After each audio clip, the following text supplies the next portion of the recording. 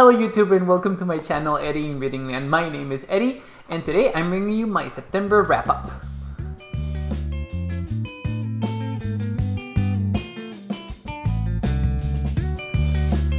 Okay guys, so for my September wrap-up, I thought I would go into tarot first for those of you who would like to see the tarot, and then I would go and do my books. I am a bookworm, I do read a lot, and so that part of the video would probably be a lot longer. The tarot are, actually let's start with the tarot, and there are as follows. I did get a tarot this month. It's the Botan tarot. Let me switch to the camera over here below. Here we go. So I did get the Botan tarot and I did do an unboxing of this video, my first unboxing, and it's gonna be up, I believe, a little, maybe a couple of days after this one. I'm not very sure. But I did get the Botan tarot, and if you guys want to hear my thoughts about the tarot, definitely check that out. I did get this from, there we go, I'm gonna show you guys images. I did get this from a different shop than the creators. The creator did actually ended up launching a second batch of the second edition of the Botan Tarot. She did a whole live on Instagram and everything. It was great. I watched it. I will link her Instagram down below. I am not sure if she has a YouTube channel, but yeah, there we go. But yeah, these are some of her cards. As you can see, it's Japanese inspired. The Botan Tarot is by A. Miyako M. I believe her name is Addie. But I really enjoy this tarot. The first time that I saw pictures of it, I was really enamored with it, and I could definitely see the Japanese influence. So I really wanted this tarot. This will be the tarot that I will be working with in the month of November. So spoiler for November, guys. But I am also reading the guidebook. Actually, she calls it a zine. I bought the zine for the tarot, which goes more in detail and in depth on the cards, which I really enjoy because I always like to hear and read about what the intention behind the art is from the artist. Being an artist myself and also creating a tarot definitely gives me ideas and more insight in how to do this. And the scene that Addie wrote is actually pretty good. That's why we're looking at the ones right now, because I am in that part of the magazine right now. I'm sorry, the part of the zine right now. I will talk more about this once I use it, and so that I can actually review it for you guys and see how the tarot did for my daily draws in the month of November. But moving on from the Botan tarot, the two tarot that I used for the month of September were the Mystical Manga Tarot. Here we go. And the Mary L Tarot. I really enjoyed coming back to both these decks. These decks are both of these decks I have used in the past, and I always come back to them. I like to use my decks. And, oh, this is my latest daily draw. That's why the Two of Cups is here. It's a little nostalgic for me coming back to the Mariel Tarot. I really like it and enjoy it. I am, if you guys hear that it's the puppers that are in the other room, they're playing. It was like coming back to an old friend and having said friend be very upfront and very confronting about my current situation, especially for the daily draws. So I really enjoy that. I am a person who likes to be confronted with honesty, and I like people that are very straightforward. I like people that are very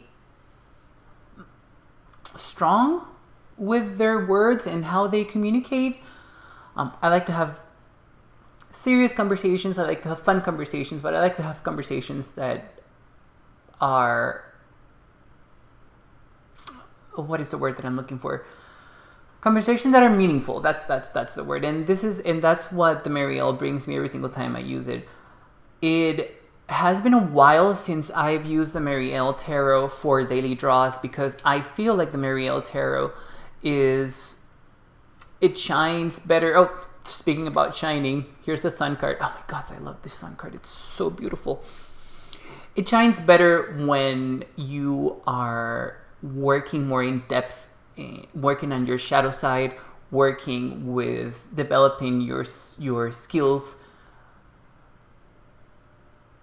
in a way that is more towards the dark side.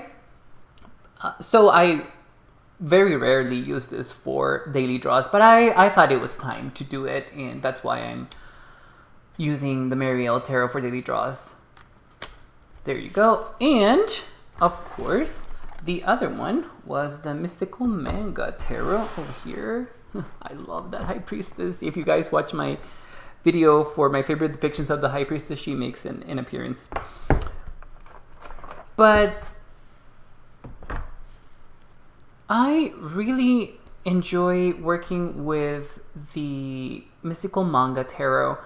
It's very Rider-Waite-Smith, but it also has a lot of manga and anime influence, and I love watching anime and definitely enjoy myself reading manga.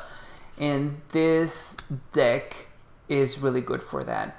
I always like to pair my decks for daily draws with two very different decks. That's what I meant to say. I like to pair, if I'm going to use a darker deck like the Marielle Tarot, I will pair it with a more colorful, more uplifting, more traditional tarot deck, and definitely the Mystical Manga Tarot is that tarot, because as you can see, this is a very Rider-Waite-Smith deck, and it's very I don't want to say usual, but it's very comfortable. That's a good word. It's very comfortable for me. It allows me to pull away a little from the darker side of the Marielle Tarot and just smooth out another daily draw for me. What I do when I do daily draws is that I use a tarot one day and I use the other one the other. This tarot has helped me a lot this month. I've been journaling a lot. I've been writing more than I usually do. I usually write about a paragraph or so, but using both these tarot this month, I have been able to write even more. And that's highly unusual for me, because the way I do daily draws is just so that I'm able to focus on one particular thing. But definitely using these tarot made me capable of focusing on more than one thing that I needed to. And I definitely needed to this month. There are months where I can motivate myself to focus on one thing, but there are months like this one, like September, where I can motivate myself and be capable of focusing on more than one thing. So it's been great. I've been loving coming back to both these tarot, and it's been very transformative, really, this month. I've been confronted with a lot of realities, and both these tarot definitely have been there for me, either uplifting my mood and my behavior, my emotions, or telling it like it is. And I really like that. I enjoy that in a tarot practice. So tarot this month has been amazing. Okay, so that was the tarot for this month. I don't typically use a lot of tarot during the month. I like to keep it very focused and concentrated in just 2 decks the most. I know that there are people out there who do more decks even during the month, and that's great. I am just not one of those people, and I guess that's right, and I guess that's fine. But moving on to the books, I think I won't be needing my lower camera for this one, but as in any case, I do have my notes because even though I read, and I read a lot, these are, there we go. These are all the books that I've read this month. By the way, guys, my Goodreads is linked down below if you guys want to be friends over there and connect through Goodreads. I'm more than happy to do that as well. But I will show you first the books that I have physically, and then I will talk about the books that I took out of the library and listened to on Libby, on the Libby app. I'm just letting you guys know that coming here to the US and having the privilege and the ability to take out books from the library, it's just amazing to me, especially doing it digitally now. It's something that we are not able to do in my hometown in Costa Rica. I am not sure if university libraries even allow you to take books out of the library, but it's definitely something that didn't happen in the city where I grew up, unfortunately. We in Costa Rica don't have a very extensive or expansive reading culture, and unfortunately, and this is understandable for libraries. I mean, they're protecting their books, and I would do the same. My books are precious to me. The few books that I do have, they are very precious to me.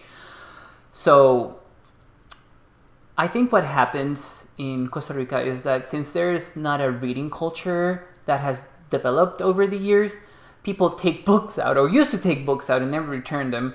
So it's not like they're stealing the book, but they're really not returning it, which is bad. It's very, very bad. I love the fact that I'm able to do that here in the United States.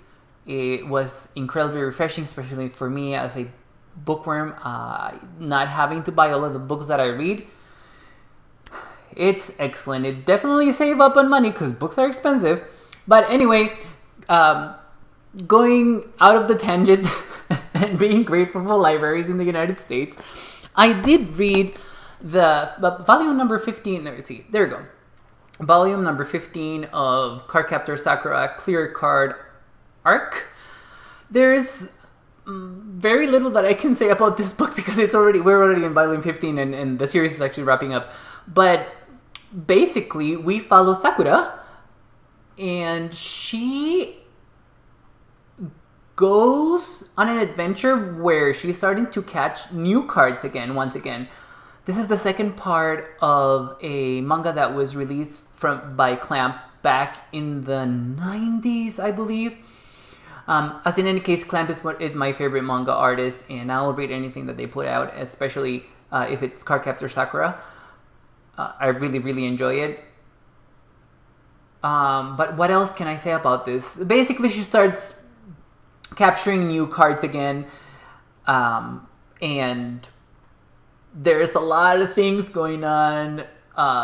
We learn more about the world. We also learn more about Sakura's family and the things that they're able to do.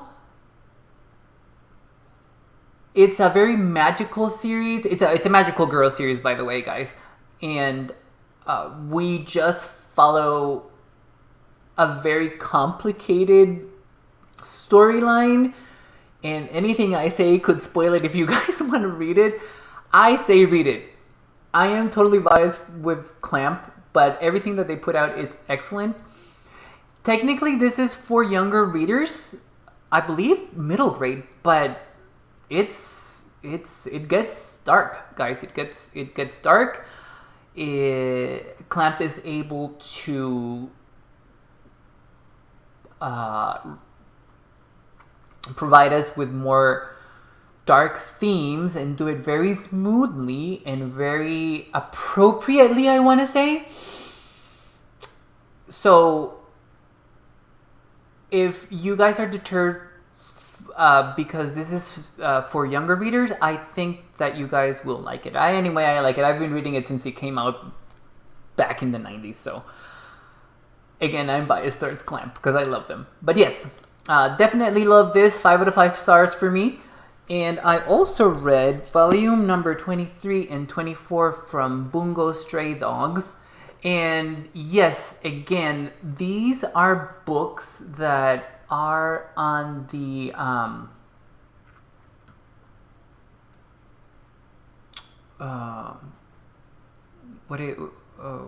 sorry guys, one moment. These are volumes that are also ending, and so there's very little I can say about it, but we follow a cast of characters in where it's gotta be easier for me to do that. Let's see, maybe like that. There we go. My husband is gonna have a field trip with this editing. No, maybe on this side it's better. I don't know, but as in any case, there is very few things that I'm able to tell you about this series because it is ending, and the series has developed into something bigger than what it started with. But what I can tell you is that the magic system in this series is excellent. We follow a cast of characters in where all of them are actually based on real Japanese and actually English and American authors, and they each have a power that involves their most famous literary piece. Sorry, guys. So, I'm going to give you an example with one of the American characters that we have. We have Margaret. Oh God, I'm sorry. Let's do one easier. We have Nathaniel Hawthorne, and his power is called the Scarlet Letter, and what basically allows him to control blood and use blood as a weapon. It's like that. It's that crazy for all of the characters. They have incredible powers. They are part of this detective agency that's trying to help save the world from this other agency that is just trying to destroy the world. That is as much as I can say about this. I love this series. It's very cerebral. It does confuse you at times, but it is really good on wrapping everything up very tightly, which I love because some of these manga series don't really do that, and they just leave us in the dark, or some of the questions that need to get answered, they don't. But this is not one of those series. Everything gets answered. Everything has a solution. It does take a while to get there, but it does get there. Okay, so, and I also read The Nickel Boys by Colson Whitehead.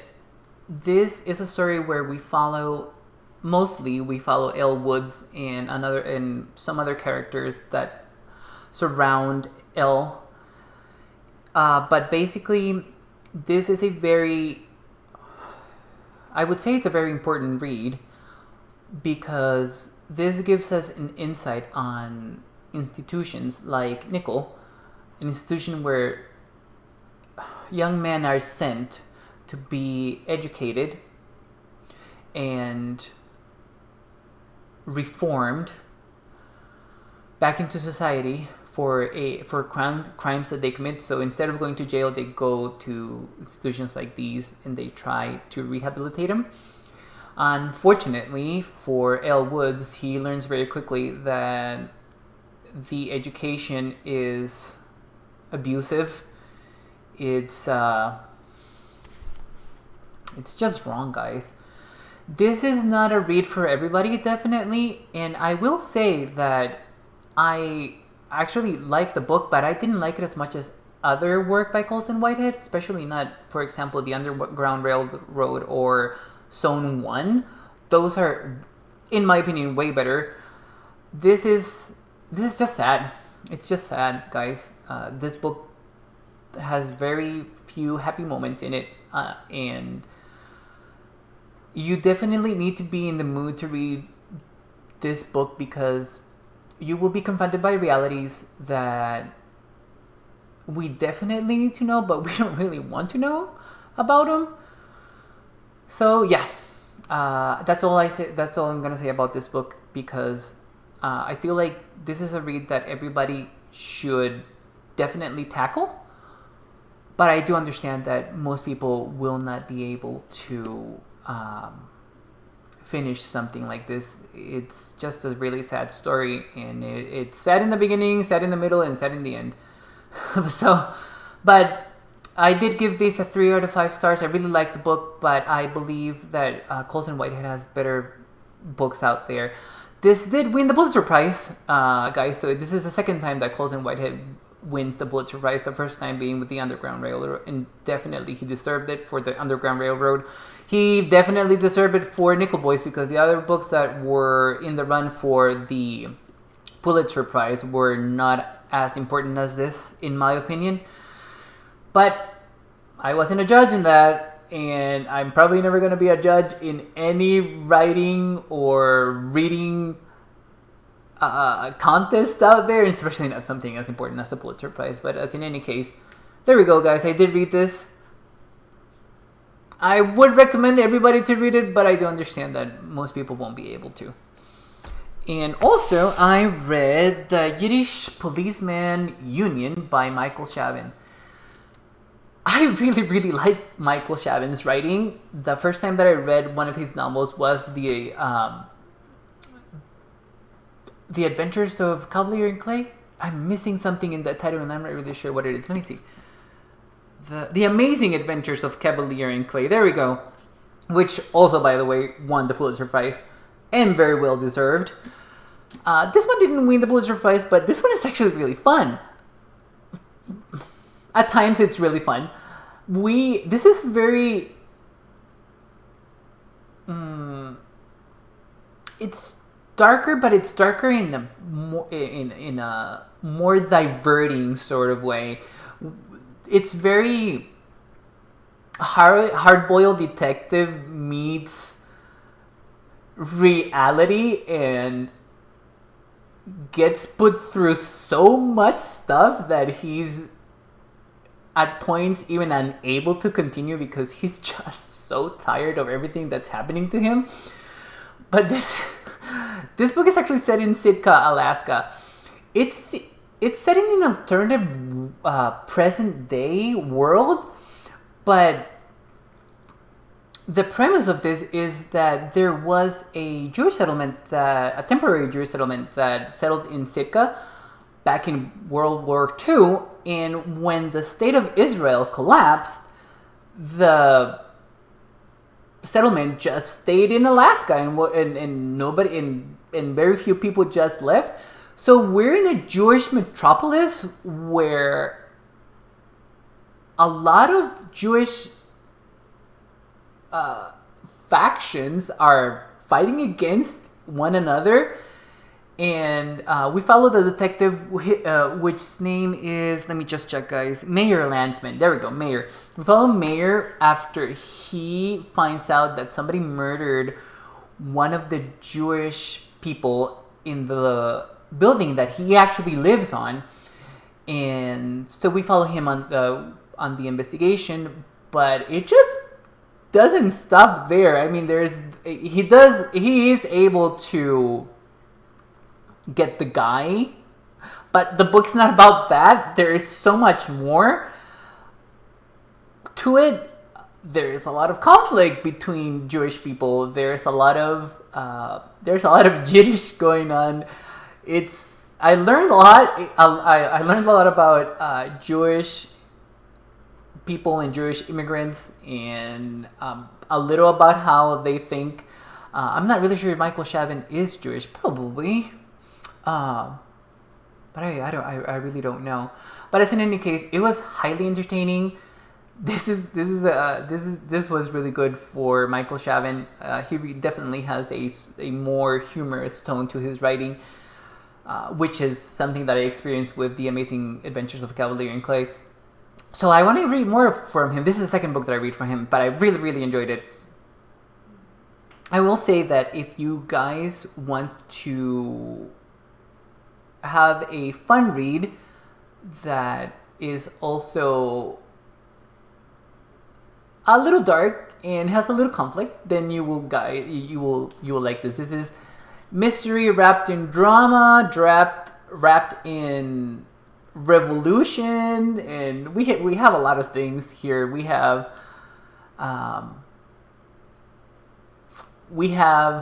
Mayor actually working for his wife, who got a promotion on the job, and now she's his boss. It's really fun, guys. I really like this book. Okay, so moving on. Hopefully my husband is able to put a picture of the book that I read over here or somewhere in the screen. It doesn't really matter. But I did read A Knife by Salman Rushdie, which is his nonfiction book about surviving the attack that made him lose his eye. I believe he got stabbed 16 times and he survived that.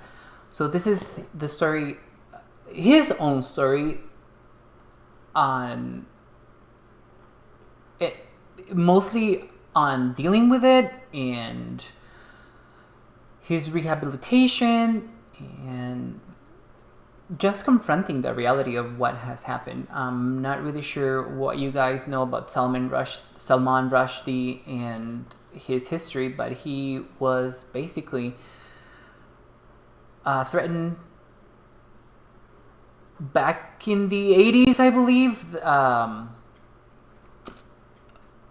by, I'm not really sure if it's by some government or some institution, because he wrote the satanic verses and he what is the best word that I can use for this, because I don't want anybody to get mad. He insulted a religious faction due to the satanic verses, and his life was threatened years ago, and it finally happened, which it was on the news. At least it was on the news when in the book world that he had been attacked and survived the attack. But this book, Knife, goes into everything: his emotional rehabilitation, his physical rehabilitation. It goes over the emotions and the feelings that even his wife felt during and after and just working through the whole thing with him. It's not a very fun read, but I do think that if you have the curiosity with this author's life and the reasons why he got attacked, I think that it would be a really good place to read about him and know about him a little. I do admire Salman Rushdie. I have read the Satanic Verses twice in my life, and it's a really, really great book. He writes magical realism, and reading this book from his perspective, it's actually very shocking, even though he didn't intend it to be that way, I believe. And he does make a little he does have a little bit of fun in there, but it was serious. It's a very serious book, and again, it's not for everybody, but I do like reading about it, and since he decided to share his story with us, I just decided to read it. It's not a memoir, but I guess you could call it that. Okay, let's see. So the next book that I read, this, by the way, guys, these are not in any particular order. It's just the order that I have them written down over here on my notes. But I did read The Age of Magical Overthinking by Amanda Martell. This was actually a very fun read, because this is a research, more psychological research book on culture, on our current culture, and how we are being constantly stimulated by everything, not only the internet, but television, and by ads on the street and in the grocery store. And it really gives us an insight on how our culture has evolved into making these stimuli normal in our day-to-day life, and it is actually not normal. She goes into explaining this and a lot more things in her very fun way. She's a really fun writer. I enjoyed reading everything that she has published, because it's a dense subject that is done very funny, and it's very humorous, and she has examples of her own life, and she has funny stories, and she's quoting you research from these various sources, and it's very fun for me. I like to read about that, especially if it pertains to psychological culture and what we're doing, where we're going, which, by the way, spoiler guys, we are trying very hard not to self-destruct. Hopefully we don't, but reading this book definitely makes you think about, why are we coping with so many things at the same time and not overloading our brain? We are actually overloading our brain, and this is what this book is telling us. I really enjoyed it. Like I said, I really like Amanda Martell's books, so if you guys are ever interested in getting into nonfiction, this is one of those books that I would recommend people read, because, again, it's very easy to follow. It is a dense subject, but it's done in such a way that it's very fun and it's also written in vernacular, so there's not really anything complex written down in it. So yeah, if you guys are interested in going into nonfiction or reading a nonfiction book and you don't know where to start, I would recommend any of Amanda Martell's books, because they are awesome. You're going to learn something, and you're going to do it in a fun way. Okay. So moving on. Oh, I did reread Fight Club by Palahniuk. I hope I'm pronouncing his name right. I'm not very sure. Unfortunately, reading this book for the second time in my life, I did not like it at all. I found it a little boring, unfortunately. The first time that I read it, the twist on the book, if you guys have not read it or you haven't seen the movie, I'm not going to spoil it for you, but the twist, the first time that you read it, it's actually very shocking, and it's very cool, because you don't expect that ever to happen in the novel. But reading it a second time, I find myself bored, especially because I already know what the twist was. The only reason why I wanted to revisit Fight Club was because I found out that Chuck Palahniuk is a gay man. He unfortunately was outed by his former partner, it's sad that happened. It shouldn't have happened to him. He deserves his privacy. And I wanted to read it again because I remember reading it the first time and thinking, is Palahniuk gay? Because there's a lot of themes in the novel, and there are ways that he describes the men in the novel that made me think it's very homoerotic, but not erotica, if hopefully that makes sense. And I did find some examples of it, but Palahniuk's writing is actually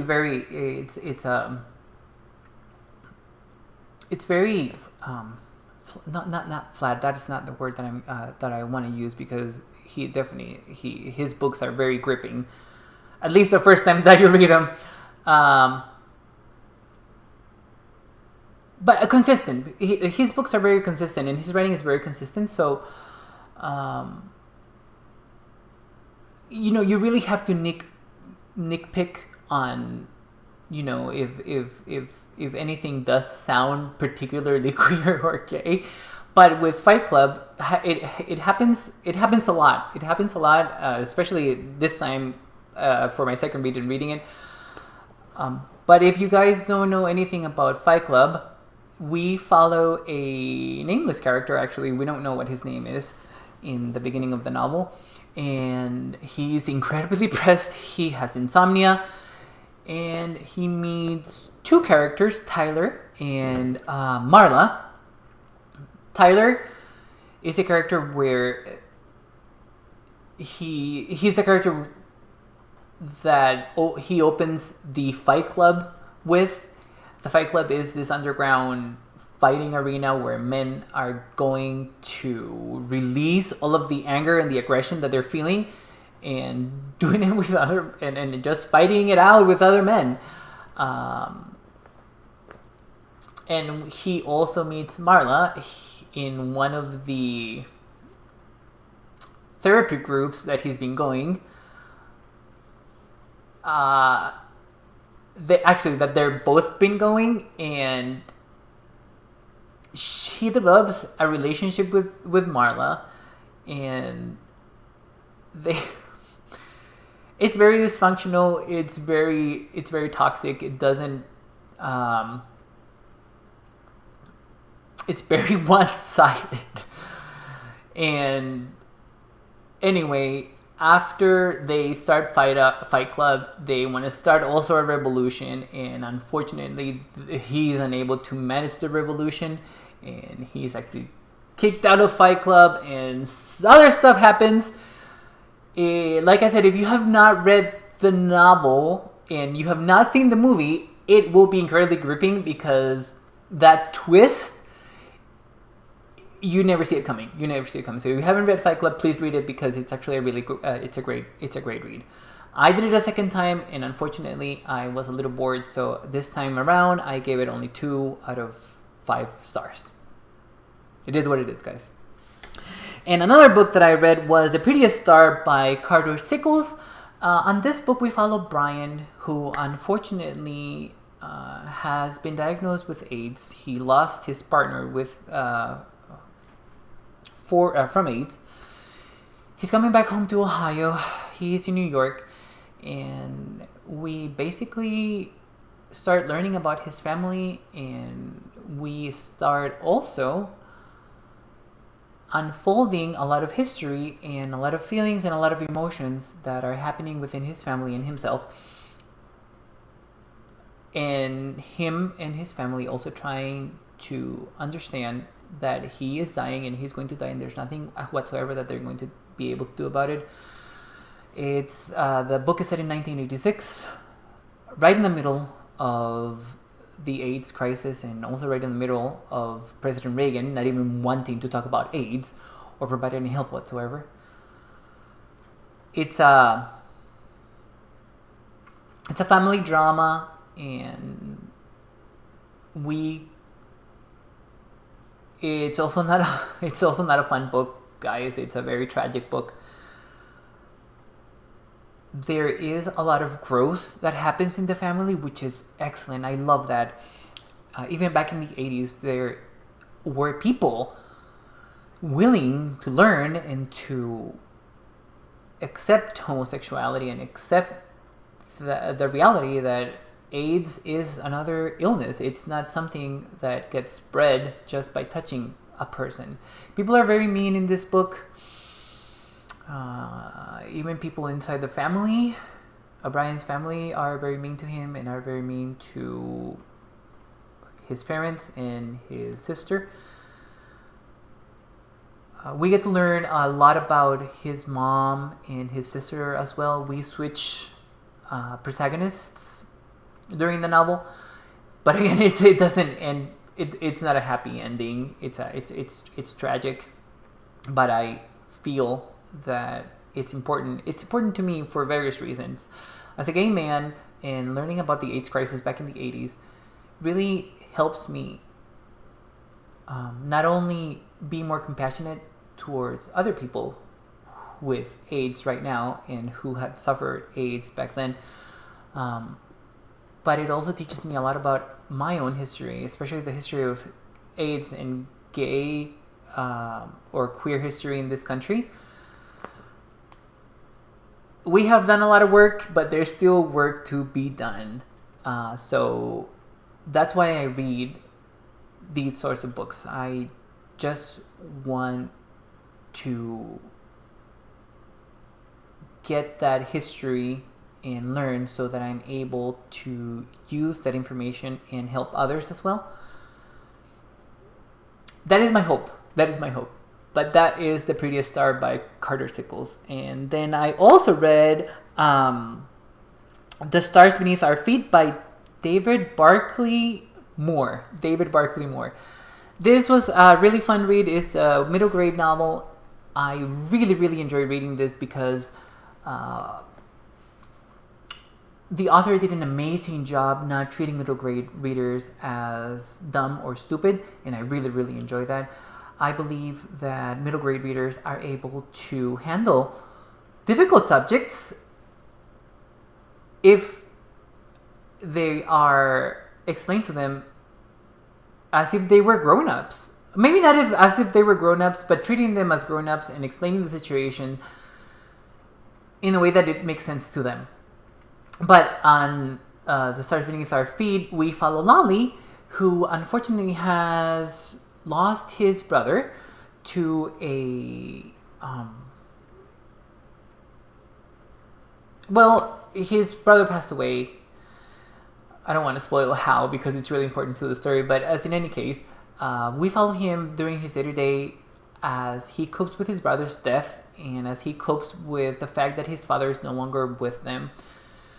His mom came out as gay, and she has a new girlfriend, and Brian, and I'm sorry, not Brian, and Lolly is okay with that, but he does miss his dad. His dad is not there. His dad was never really there to begin with, but he misses his dad, and he misses his brother, and he's really good with Legos, and he starts creating these very amazing engineered pieces of buildings inside. Well, first he starts at his home, and then he spreads out and he goes into this sort of closet on his school, and then we see him cope with grief, and we see him cope with a lot of the things that are going on in the neighborhood. He doesn't live in a very safe neighborhood, I want to say. There are like crews, he calls them crews in the book, where if you're and they have a territory, so but basically that it means is it depends on what block you are, you may be or may not be safe. It was very informative for me because growing up in Costa Rica, I was never made aware of good or bad neighborhoods, especially here in the United States, especially somewhere like New York, where the book is set by, and having to learn about segregation and what is that other word that I'm looking for? But yeah, having to learn that people separate themselves in this way, where black people live in a neighborhood and white people live in another neighborhood and Latinos live in another neighborhood and then Italians live in another neighborhood. That's it's a little bit it's unusual for me. It's unusual and it's weird. Back in Costa Rica, we're all Latinos anyway. So I guess that's part of the issue. I don't know. I never experienced it. So having to learn from a book like this, a middle grade book, where there's a lot of information being delivered to you in a very easy and simple way to understand, makes it better. And I love reading those sort of books. The book is not tragic at the end, but we do follow a grieving boy and him coping with death, and him coping with his parents being separated, and him coping with having to take care of himself from crews that are not part of his safety ground if they're not part of his neighborhood, and feeling. It's very telling. It's amazing because this little boy is able to traverse the city, and he knows where, you know, bad things are happening. He knows where he's going to be saving. He knows in the streets where he needs to pick up his pace and go a little faster so that he doesn't get jumped. They use the word "jumped" in the novel. Actually, they use a different language in the novels in the neighborhood. It's fascinating. I found it fascinating. I think that everybody should read The Stars Beneath Our Feet. But yeah, those are actually. Let me double check, guys. Yeah, those are actually the books and the tarot that I used throughout the month of September. Let me know in the comments below, guys, if you how was your September? What did you guys do? Do you like any of the tarots that I used? Do you like any of the books that I read? Will you be reading some of them? Yeah, just let me know in the comments below, and I would love to chat with you guys. But in the meantime, let me see. Yeah, no, that's it for me right now. Thank you so much for being here, and bye bye YouTube.